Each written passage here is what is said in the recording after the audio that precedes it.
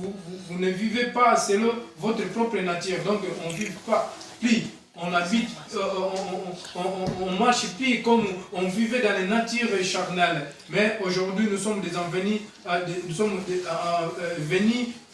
des enfants de Dieu. C'est l'esprit que Dieu nous a donné. C'est l'esprit de Christ. Alors, celui qui n'a pas l'esprit de Christ, cette personne, Dieu, il n'appartient pas. Ça veut dire que cette personne est encore dehors. Mais quand on reçoit l'esprit de Dieu, nous sommes devenus une personne avec Dieu. Parce que Jésus, il disait, quand quelqu'un ouvre sa porte, moi je viendrai habiter en lui, et lui et mon Père, on mangerait dans la même table. Ça veut dire que quand on ouvre notre cœur, l'Esprit de Dieu, il vient à nous.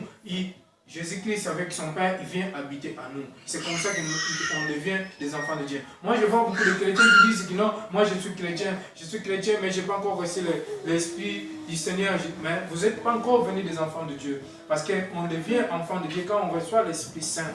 Quand on reçoit l'Esprit Saint, on devient enfant de Dieu. Parce que ce n'est pas tout le monde qui dit Seigneur, Seigneur, qui vont entrer dans le royaume du Seigneur, mais ceux qui font la volonté du Seigneur, comme la Bible dit dans le Matthieu 7, 21. Hein? Vous avez encore la chance, nous sommes encore dans le temps de grâce. Cet temps de grâce, nous pouvons encore implorer, nous pouvons encore prier pour que Dieu puisse nous remplir son esprit. Parce que sans l'esprit de Dieu, nous ne sommes pas des enfants de Dieu. On n'est pas encore entré dans la communion avec Jésus-Christ. On vient dans la communion avec Jésus-Christ à travers l'Esprit Saint.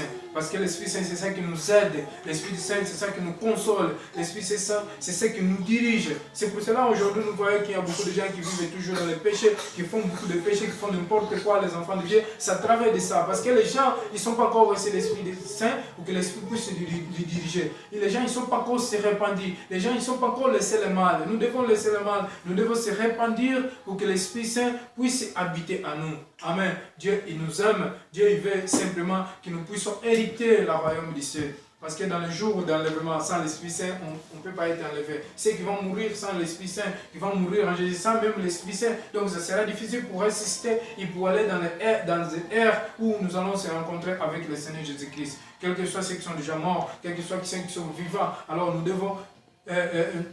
ceux qui sont morts aussi, ils avaient reçu l'Esprit Saint. Ils vont résister pour aller dans les airs, pour aller à rencontre du Seigneur Jésus-Christ. Et ceux qui seront vivants, et ceux qui sont vivants, alors si vous avez aussi l'Esprit Saint, alors on va être élevé pour aller dans les airs, pour aller à rencontre du Seigneur Jésus-Christ. Alors c'est ça que la Bible dit. Alors Dieu, Jésus-Christ, il a laissé cette promesse. Ce n'est pas seulement pour les disciples, mais il a laissé cette promesse pour tous qui croient en Jésus en tant que Seigneur Sauveur. Pour tous ceux qui acceptent Jésus en tant que Seigneur Sauveur, ceux qui sont acceptés Jésus-Christ en tant que Fils de Dieu, ceux qui sont acceptés que Jésus-Christ est la parole de Dieu, ceux qui sont acceptés que Jésus-Christ il s'est incarné, il est venu dans ce monde pour mourir à travers de toi et moi, pour mourir à travers le monde, pour que le monde soit sauvé. Nous allons voir Actes des Apôtres, chapitre 2, verset 38.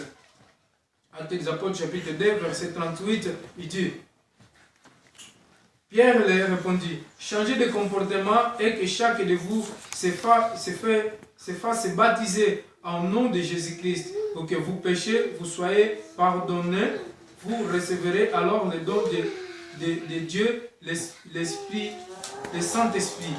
Alors, 39 dit, car la promesse de Dieu a été faite pour vous et vos enfants, aussi que pour tous ceux qui vivent à loin de tout ce qui le Seigneur notre Dieu appellera. Donc nous devons se faire simplement baptiser pour recevoir l'Esprit Saint.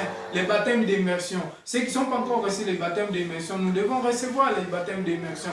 Parce qu'à travers les baptêmes d'immersion, qui nous sommes lavés, qui nous sommes aussi purifiés nos corps. Alors quand on va se répandre, on va laisser les péchés, on va se séparer du mal, du péché. Ce que nous avons fait, nous devons répandre, nous devons confesser au Seigneur Jésus-Christ. Alors on deviendra une nouvelle créature et après les promesses que Dieu a promis, que Jésus-Christ a promis à ses disciples et à tous ceux qui croient en Jésus en tant que Seigneur et Sauveur, alors nous allons recevoir l'Esprit Saint, nous et nos enfants. Cette promesse, il nous dit respect. Ce n'est pas seulement pour les disciples, comme certaines églises ou certaines religions disent, mais l'Esprit Saint est venu pour toi et moi. Et l'Esprit Saint est promis pour tous ceux qui croient en Jésus, et même nos enfants. Il y a beaucoup de gens qui, comme la Bible dit dans les Actes des Apôtres, disent, les coronaires, ils ont reçu l'Esprit Saint avant même d'être baptisés. Mais l'apôtre Pierre, Il parlait avec les Corneilles. Il sait qu'ils étaient dans la maison de Corneille. Ils sont récits les Saint-Esprit. Ils étaient remplis de Saint-Esprit. Mais à travers de la parole de Dieu qu'ils sont écoutés, ils sont se répandus. Et après, Dieu, il a envoyé son esprit parce que Corneille, il était aussi un choisi de Dieu. C'est la raison pour laquelle, dans l'époque, les Juifs, ils n'allaient pas parler avec les non-Juifs ou les païens. Mais Dieu, il avait envoyé Pierre pour aller dans la maison de Corneille pour qu'il puisse aller lui parler de la parole de Dieu. Et quand Corneille était attentif avec ses serviteurs, avec sa famille qui était à lui, ils sont réussis l'Esprit Saint avant même d'être baptisés. Alors, mais nous devons, après Pierre les a baptisés, ça veut dire que nous devons être baptisés d'immersion et après recevoir l'Esprit Saint. L'Esprit Saint, c'est quelque chose de très important dans la vie d'un chrétien. Il y a beaucoup de gens qui ne donnent pas les valeurs à l'Esprit Saint. Il y a beaucoup de gens qui négligent, il y a beaucoup de gens qui méprisent, mais sans l'Esprit Saint, on ne devient pas des enfants de Dieu. Sans l'Esprit Saint, on ne peut pas être appelé des enfants de Dieu. Nous sommes appelés des enfants de Dieu à travers l'Esprit Saint. Clamez, cherchez à connaître Dieu. Cherchez à clamer, à demander l'Esprit Saint pour que nous puissions être appelés des enfants de Dieu. Amen. Aujourd'hui, toi et moi, grâce à Dieu, à travers de grâce en Jésus-Christ, nous sommes des appelés des enfants de Dieu parce que nous avons reçu l'Esprit Saint. C'est ça qui nous fait, comme la Bible dit dans les Romains chapitre 8, verset 16. C'est ça qui nous fait que nous puissions être appelés des enfants de Dieu. Aujourd'hui, nous sommes appelés des enfants de Dieu à travers des esprits saints.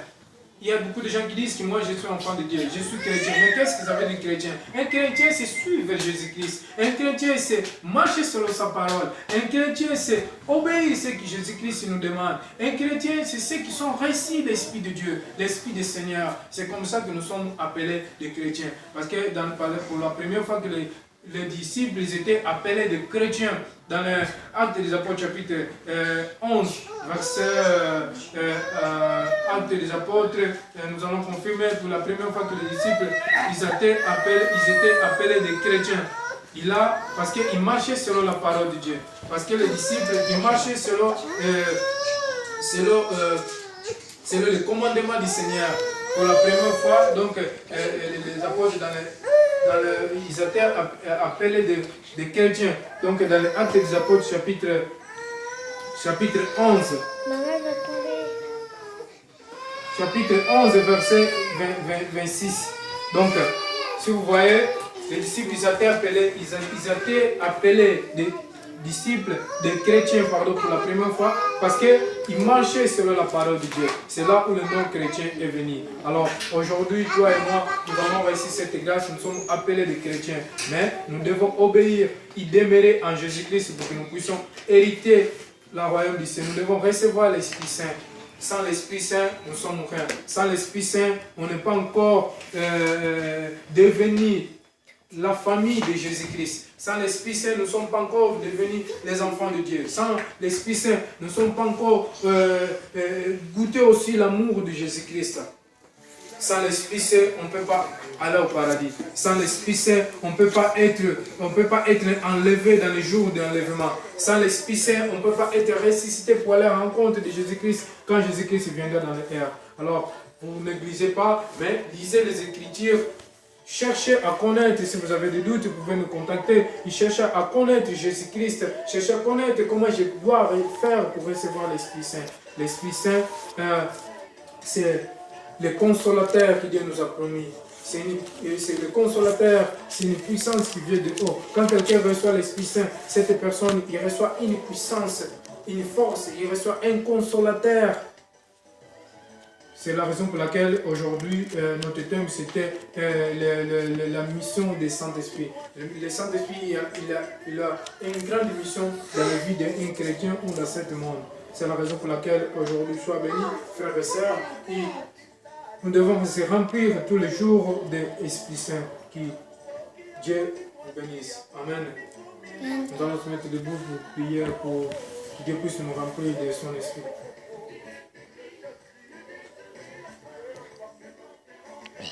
C'est fini, ça c'est. Oh,